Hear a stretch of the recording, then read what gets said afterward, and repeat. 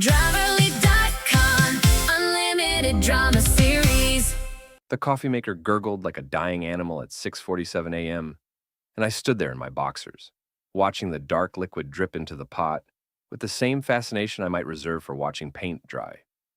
Sleep had become a stranger to me over the past 3 weeks, ever since I'd started noticing the little things that didn't add up.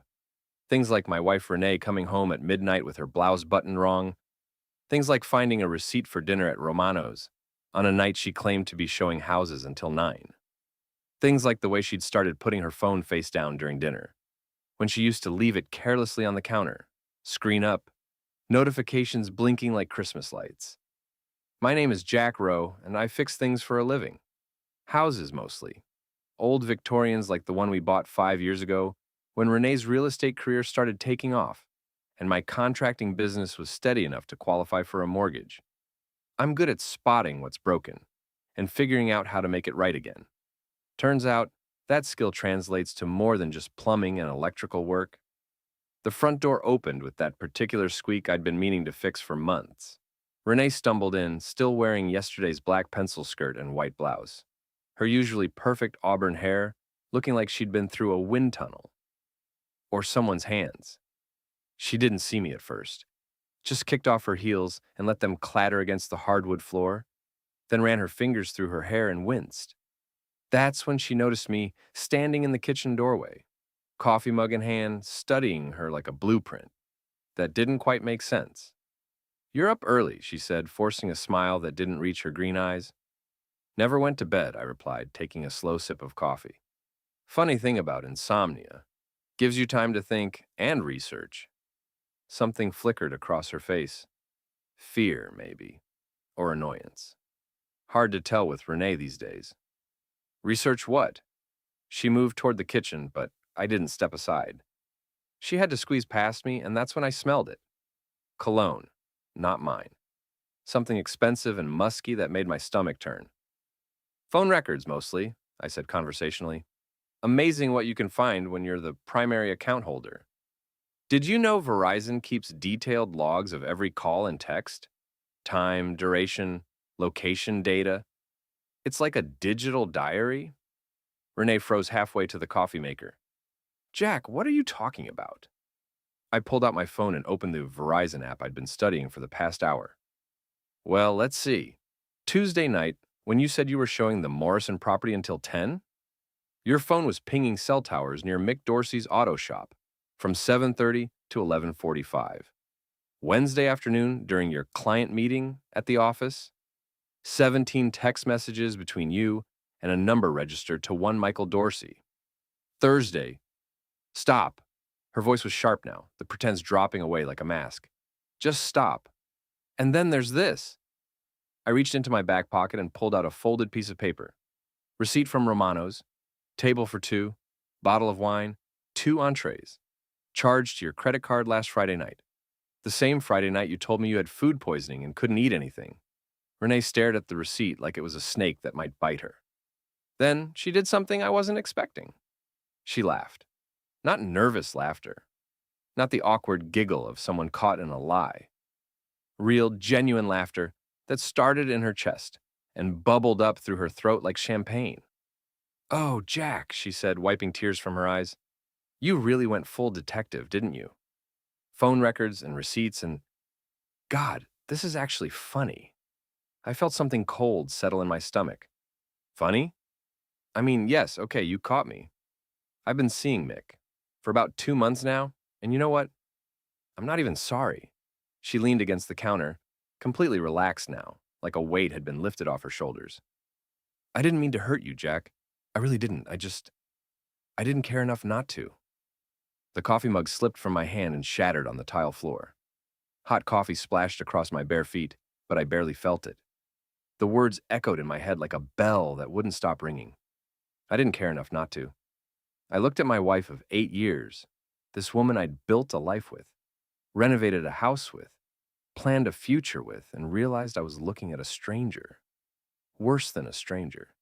Strangers at least had the decency to be neutral. Without a word, I walked past her to the bedroom.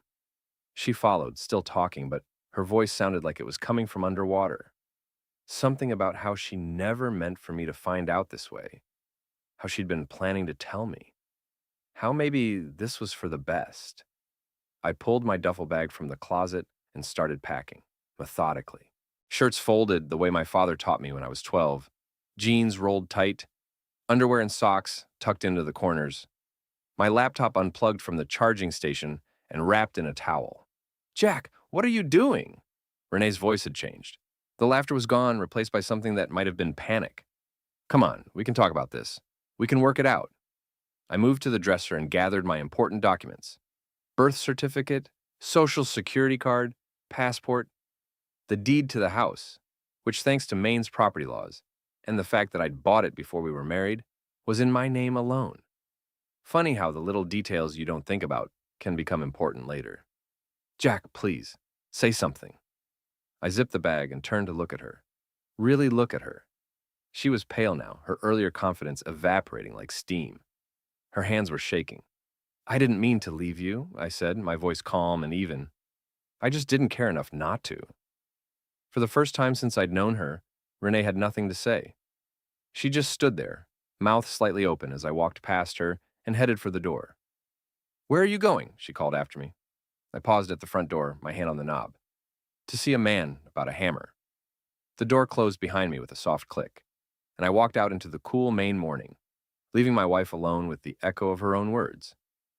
My truck was a 2015 Ford F1 5.0 with 180,000 miles, and a temperament like an old dog, reliable if you treated it right, but prone to growling when you didn't.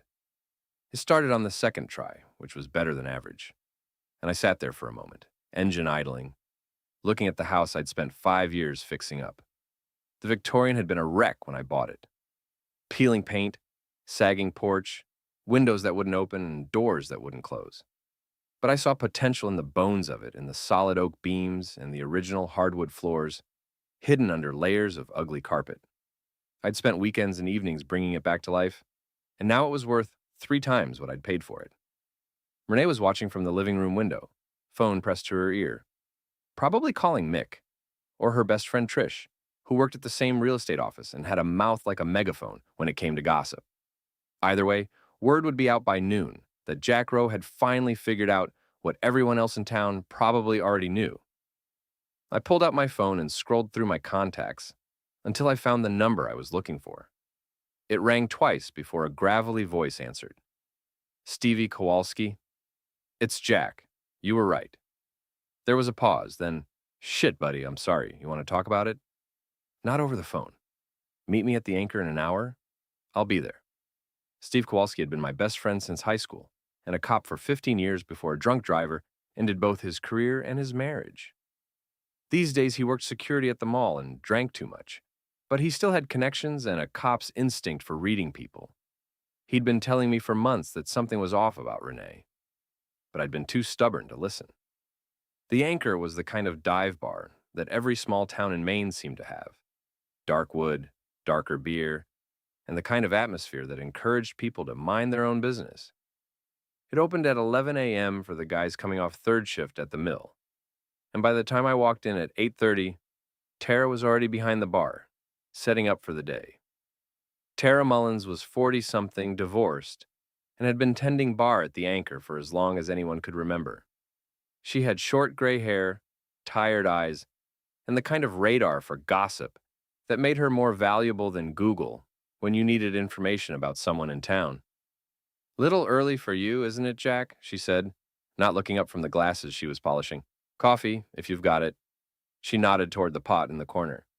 Help yourself. On the house, considering. I poured a cup and turned around. Considering what? Considering your wife's been in here 3 times in the past 2 weeks with Mick Dorsey, and they weren't discussing carburetor repair. She finally looked up, her expression sympathetic.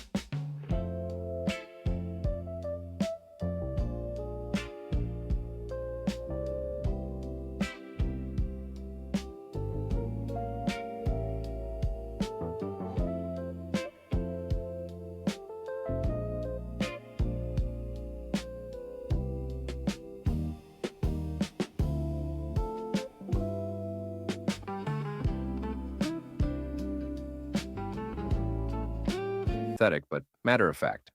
Sorry, hun. Figured you knew. I do now. I took a sip of coffee. It was stronger than what I made at home and tasted like it had been sitting since yesterday.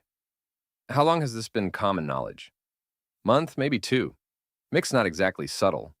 Been bragging about his classy piece to anyone who'll listen? Tara's mouth twisted in disgust. Real charmer, that one. The door opened and Stevie walked in, looking like he'd slept in his clothes, which, knowing Stevie, he probably had. He was tall and thin, with prematurely gray hair and the kind of pale complexion that came from spending too much time indoors. He'd been handsome once, before the accident and the drinking, but now he looked like a ghost of his former self. Jack. He nodded and took the stool next to mine. Tara, coffee. Coming up. She poured another cup and set it in front of him. I'll leave you boys to talk. She moved to the other end of the bar, close enough to hear if we needed anything, far enough away to give us the illusion of privacy. So, Stevie said, how bad? I told him about the phone records, the receipts, the confrontation, about Renee's laughter and her casual cruelty, about the way she'd looked at me like I was something she'd found on the bottom of her shoe. Stevie listened without interrupting, occasionally nodding or making small sounds of understanding. When I finished, he was quiet for a long moment. You know what pisses me off most? He finally said. It's not that she cheated. People cheat. It happens. It's that she was so goddamn casual about it. Like, you didn't matter enough to even feel guilty. Yeah, well, apparently I didn't. Bullshit. His voice was sharp. You matter, Jack. You're worth 10 of her and 20 of Mick Dorsey. Guy's a piece of shit with a record as long as my arm. I looked up from my coffee. What kind of record? Assault, mostly. Bar fights. Couple of DUIs. Nothing major, but enough to show a pattern. Stevie's smile was thin and unpleasant. Want me to dig deeper? What do you think? I think Mick Dorsey is about to have a very bad week. We spent the next hour planning. Stevie still had friends in the department, people who owed him favors or just plain liked him better than they liked Mick. Information was currency in a small town, and Stevie knew how to spend it. By the time we left the Anchor, I had Mick's home address, his work schedule, and a detailed list of his current legal troubles. Turned out he owed money to half the town and had been using his auto shop as collateral for increasingly desperate loans. I also had a plan. My first stop was Renee's real estate office. Pinnacle Properties occupied a converted Victorian on Main Street, all gleaming hardwood and expensive furniture, designed to make clients feel like they were already successful. Renee's BMW was in the parking lot, which meant she was probably inside doing damage control. I didn't go in. Instead, I parked across the street and waited. 20 minutes later, Trish came out for a smoke break. Trish Patterson was Renee's closest friend and biggest enabler, a bottle blonde with too much makeup and a voice that carried 3 blocks in any direction. She saw me and waved, then crossed the street with the kind of exaggerated casualness that meant she was dying to know what was going on. Jack, how are you doing, honey? Been better, Trish. You? Oh, busy season and all. She took a long drag of her cigarette. Renee said you two had a little disagreement this morning. Is that what she called it? Trish's eyes lit up. She could smell gossip the way sharks smell blood. She seemed pretty upset. Said you might be taking some time apart to think things through. Something like that. I leaned against my truck, projecting an image of casual indifference. Funny thing, though. I was going through our credit card statements this morning, trying to figure out our finances if we're going to be living separately for a while, and I found some interesting charges.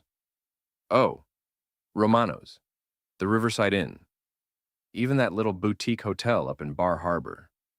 I shook my head sadly. Guess she's been treating herself while I've been working overtime to pay the bills. Trish's cigarette paused halfway to her lips. The Riverside Inn? When? Few times over the past couple months, always on weekdays. I pushed off from the truck. Anyway, I should let you get back to work. Thanks for listening, Trish. You're a good friend. I drove away, leaving her standing on the sidewalk with her mouth open. By 5 o'clock, half the town would know that Renee Rowe had been spending money on hotel rooms while her husband worked his ass off. By tomorrow, they'd have filled in the blanks about who she'd been sharing those rooms with. My next stop was Mick's Auto Shop. Dorsey's Auto Repair sat on a half-acre lot on the outskirts of town, surrounded by a chain-link fence and populated with the kind of cars that belonged in a junkyard more than a repair shop. The building itself was a converted garage with a hand-painted sign that had seen better decades. Mick's pride and joy was parked out front, a 1969 Camaro SS, cherry red with racing stripes, restored to showroom condition. He'd probably put 20 grand into that car over the years, and it showed. The paint gleamed like fresh blood, and the chrome was polished to a mirror finish. I parked down the street and waited until I saw Mick leave for lunch. Then, I walked over to the Camaro with a small bag of roofing nails in my pocket. 5 minutes later, I was back in my truck driving toward home. In my rearview mirror, I could see the Camaro sitting exactly as I'd found it, looking perfect and pristine. It would probably stay that way until Mick tried to drive it home that evening. The 4th of July parade in our town was the kind of small-town spectacle that Norman Rockwell would have painted if he'd had a sense of irony. Fire trucks with sirens wailing, high school marching band playing. It was one time at the company retreat. Your coworker posted a photo. You're wearing this shirt. Watch more on Grammarly.com. Slightly off-key patriotic songs, and half the population lined up along Main Street with folding chairs and coolers full of beer. I'd been coming to this parade for 8 years, usually standing with Renee somewhere near the hardware store where I worked part-time for Ed Leeds. Ed was 65, built like a fire hydrant, and had opinions about everything from proper nail selection to the moral decline of modern society. People called him the Hammer because of his tendency to treat every problem like it needed to be beaten into submission. This year, I was flying solo. I positioned myself across from the reviewing stand where the mayor and other local dignitaries sat in their folding chairs, waving at the crowd like they were royalty instead of small-town politicians. From here, I had a perfect view of the entire street and everyone on it, including Renee and Mick, who were standing about 50 yards away, trying to look casual and failing miserably. Renee had gone with the patriotic theme: red sundress, white cardigan, blue sandals. She looked good, I had to admit. She always looked good. That had been part of the problem. I'd been so focused on how lucky I was to be married to the prettiest woman in town that I'd stopped paying attention to whether she actually wanted to be married to me. Mick was wearing jeans and a Harley-Davidson t-shirt that was probably meant to make him look tough, but just made him look like he was trying too hard. He was a big guy, 6'2", maybe 220 pounds, with the kind of build that came from manual labor and too many beers. Dark hair, stubble jaw, and the kind of swagger that some women found irresistible, apparently including my wife. They were trying to maintain some distance, standing a few feet apart and pretending to watch the parade. But I could see the way they kept glancing at each other, the way Mick's hand kept moving toward Renee's back before he caught himself and pulled it away. The marching band went by, followed by a float sponsored by the Rotary Club. Then came the fire trucks, sirens blaring, and that's when I made my move. I walked over to where Mrs. Cordell was sitting in her lawn chair, camera in hand. Eleanor Cordell was 83 years old and had been the town's unofficial historian for as long as anyone could remember. She photographed every public event, cataloged every bit of local news, and had a memory like a steel trap when it came to who was sleeping with whom. "Mrs. Cordell," I said, sitting down in the empty chair next to her, "getting some good shots?" "Oh, hello, Jack. Yes, dear, though the lighting is a bit tricky with all these clouds." She lowered her camera and looked at me with sharp blue eyes. "I was sorry to hear about your troubles. News travels fast." "It does indeed, especially when people are foolish enough to conduct their business in public." She nodded toward Renee and Mick. "Those two have been carrying on like teenagers for weeks. No discretion whatsoever. You've seen them together?" "My dear boy, I've photographed them together. Last month's Memorial Day picnic, they were practically glued to each other behind the bandstand." "I have the pictures to prove it." She patted her camera bag. "I keep very thorough records." "I don't suppose you'd be willing to share those records." Mrs. Cordell's smile was sharp as a blade. "I've always believed in documenting the truth, Jack, whatever form it might take. The veterans of foreign wars float rolled by, followed by a group of kids on decorated bicycles. That's when I saw my opportunity. One of the kids had lost control of his bike and was wobbling dangerously close to the curb. Without thinking, I jumped up and steadied him, making sure he didn't crash into the spectators. It was a small thing, barely worth noticing, but it put me right in the middle of the street, and it put me directly in front of Renee and Mick. Jack! Renee's voice was strained, artificially bright. What are you doing here? Same thing as everyone else, I said, brushing dirt off my hands. Enjoying our nation's birthday. Beautiful day for it, don't you think? Mick stepped closer to Renee, a territorial gesture that was probably unconscious, but unmistakable. Yeah, well, maybe you should enjoy it somewhere else. I looked at him for the first time, really looked at him. Up close, he was younger than I'd expected. Maybe 35, with the kind of rough good looks that probably worked well on women who thought they could fix broken men. His hands were stained with motor oil, and he smelled like cigarettes and cheap cologne. I'm sorry, do we know each other? I asked, extending my hand. Jack Rowe. Mick hesitated, then shook my hand. His grip was firm, meant to intimidate. I squeezed back just hard enough to let him know I wasn't intimidated. Mick Dorsey. Ah, the mechanic. I've heard a lot about you. I smiled pleasantly. All of it fascinating. A crowd was starting to gather. Small-town parades were entertainment, but small-town drama was theater. People sensed something was happening and began to drift closer, pretending to watch the parade while actually watching us. Jack, please, Renee said quietly. Don't do this here. Do what? I'm just being neighborly, getting to know the local business owners. I turned back to Mick. How's business, by the way? I heard you've been expanding your services lately. Mick's face darkened. What's that supposed to mean? Oh, branching out beyond automotive repair, taking on some personal projects. The crowd was definitely watching now. I could see Mrs. Cordell out of the corner of my eye, camera raised, capturing every moment. You got something to say? Say it, Mick growled. I'm just impressed by your dedication to customer service. Really going above and beyond for your clients.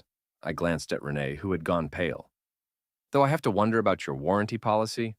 What happens when the customer gets tired of the service? Do you offer refunds? That's when Mick figured out what I was really saying. His face went red, and his hands clenched into fists. You son of a bitch! Now, I said, stepping back with my hands raised. No need for violence. We're all civilized people here. But Mick was beyond civilized. He lunged forward, and I sidestepped neatly, letting his momentum carry him past me.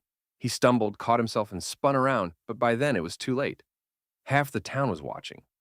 Mrs. Cordell's camera was clicking like a machine gun, and Renee was standing there with tears in her eyes, looking like she wanted to disappear into the pavement. Mick, stop, she hissed. You're making it worse. I'm making it worse, he whirled on her. This asshole just accused me of what? I interrupted. I never accused you of anything. I just commented on your customer service. If you heard something else in that, well, I shrugged. Maybe you should ask yourself why. The parade was still going on around us, but we'd become the main attraction. I could see people pulling out their phones, recording everything. In an hour, this would be all over social media. By tomorrow, it would be legend. You want to know about customer service? Mick snarled. How about I give you a demonstration? He swung at me, a wild haymaker that would have taken my head off if it had connected. But I'd been in enough construction site fights to know how to handle myself, and Mick was too angry to be accurate. I ducked under his punch and came up with an uppercut to his solar plexus that doubled him over. Mick! Renee screamed. He straightened up, gasping, and came at me again. This time I was ready. I grabbed his wrist, twisted, and used his own momentum to send him sprawling into the street. He landed hard, right in front of the American Legion float, and the crowd gasped. Gentlemen, gentlemen! The mayor's voice boomed over a bullhorn. This is a family event. 2 police officers were pushing through the crowd now. Deputy Alan Pruitt, who'd graduated high school with Renee, and Officer Sarah Martinez, who was new to town and probably wondering what she'd gotten herself into. All right, break it up, Pruitt said, though the fight was clearly over. Mick was sitting in the street, holding his ribs and looking dazed. I was standing calmly with my hands at my sides, not even breathing hard. What happened here? Martinez asked. Just a misunderstanding, I said. Mr. Dorsey and I were discussing business practices, and things got a little heated. He attacked me, Mick protested, struggling to his feet. You all saw it. I saw you throw the first punch, Mrs. Cordell said loudly, and the second. Mr. Rowe was defending himself. A chorus of agreement rose from the crowd. Whatever sympathy Mick might have had evaporated when he'd taken a swing at me in front of half the town. Is that right? Pruitt asked the crowd. Heads nodded. Phones were still recording. I want to press charges, Mick said. For what? Martinez asked. Public testimony says you started it. You want to explain why you attacked this man in the middle of a 4th of July parade? Mick's mouth opened and closed like a fish. He couldn't explain without admitting to the affair, and admitting to the affair would make him look even worse. That's what I thought, Martinez said. How about we all just move along and let the parade continue? The crowd began to disperse, but slowly, reluctantly. They'd gotten better entertainment than they'd expected, and they wanted to savor it. Renee stood frozen in the middle of it all, tears streaming down her face. Her perfect makeup was ruined, her patriotic outfit was wrinkled, and her secret was out for all the world to see. Hope you two enjoyed the show, I said quietly, just loud enough for her to hear, because this was just the opening act. I walked away, leaving them standing in the street like actors who'd forgotten their lines. Behind me, I could hear the murmur of voices, the click of Mrs. Cordell's camera, and the sound of a reputation crumbling in real time. It was a beautiful sound. Mick's text came at 11:47 p.m. Meet me at the Morrison construction site. Time to finish this.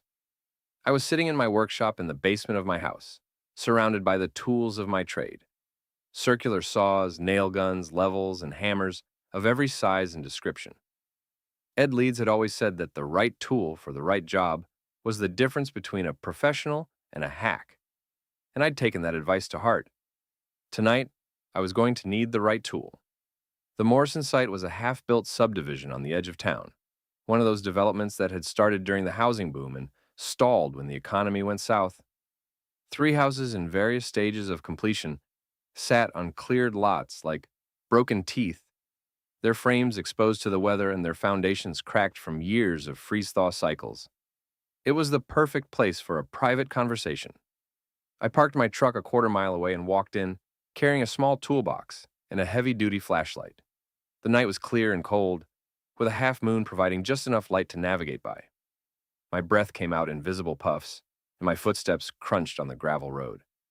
Mick's Camaro was parked near the first house, its red paint looking black in the moonlight. He was leaning against the hood, smoking a cigarette, trying to look casual and dangerous. It might have worked on someone who didn't know that his tough guy act was mostly performance. You came, he said as I approached. You asked nicely. He flicked his cigarette away and pushed off from the car. We need to talk. So talk. Not here. Too open. He nodded toward the nearest house. Inside. I followed him up the temporary wooden steps to what would eventually be a front porch. The door was just a frame covered with plastic sheeting. Mick pulled it aside and stepped through. The interior was a skeleton of 2x4s, an exposed insulation, lit only by the moonlight coming through the window frames. Our footsteps echoed on the plywood subflooring. It felt like walking through the ribcage of some enormous beast. Nice place, I said. Thinking of buying? Shut up. Mick turned to face me, and I could see the anger radiating off him like heat. You humiliated me today, in front of the whole goddamn town. You humiliated yourself. I just provided the opportunity. You think you're so smart, don't you? So much better than everyone else? He stepped closer, trying to use his size to intimidate me. Well, let me tell you something, Jack. Your wife came to me. I didn't chase her. She was bored, lonely, tired of being married to a loser who spends his time playing with tools in his basement. I set my toolbox down carefully and straightened up. Is that what she told you? She told me a lot of things, about how you're boring in bed, about how you never take her anywhere nice, about how she's been faking it for years just to keep you happy. His smile was cruel and satisfied. She said being with me was like waking up after a long sleep. The words hit like physical blows, but I kept my expression neutral. Sounds like you two have really connected. We have. And we're going to keep connecting, whether you like it or not. He pulled something from his jacket pocket. A knife, small but sharp. So, here's what's going to happen. You're going to leave town, tonight, Pack your shit and go, and don't come back. I looked at the knife, then at his face. Or what? Or I'll cut you. Nothing fatal, just enough to make sure you remember who's in charge here. Interesting strategy. I opened my toolbox and pulled out a hammer. Not a small finishing hammer, but a 20-ounce framing hammer, with a steel handle and a head that could drive a 16-penny nail in 2 strikes. But I've got a better idea. Mick's eyes widened. What are you doing? Showing you the right tool for the job. He lunged at me with the knife, but he was angry and scared, and anger makes you sloppy. I sidestepped and brought the hammer down on his wrist. Not hard enough to break anything, but hard enough to make him drop the knife and scream. Jesus Christ, you broke my wrist. No, I didn't. If I'd broken it, you'd be in shock right now. I kicked the knife away and grabbed him by the front of his shirt, but I could break it. I could break a lot of things. I dragged him across the room to where a saw bench was set up near the window. With one hand, I bent him backward over the bench. With the other, I held the hammer where he could see it. You know what this is, Mick? It's a 20-ounce S-twing. Best hammer ever made. You can drive nails with it, pull nails with it, or... I let the weight of it rest against his cheek. You can use it to adjust someone's attitude. Please, he whispered. Please don't. I'm not going to hurt you, Mick. Not unless you make me. I leaned closer, close enough to smell his fear sweat. But I want you to understand something. You think you won because you slept with my wife? You think that makes you the alpha dog in this pack? He tried to shake his head, but the hammer was in the way. You're wrong. You're not the winner here. You're just the idiot who picked up a loaded gun without checking if it was pointed at his own head. I straightened up, but kept the hammer visible. You see, Mick, you've been thinking small. You screwed my wife, embarrassed me in public, thought that was.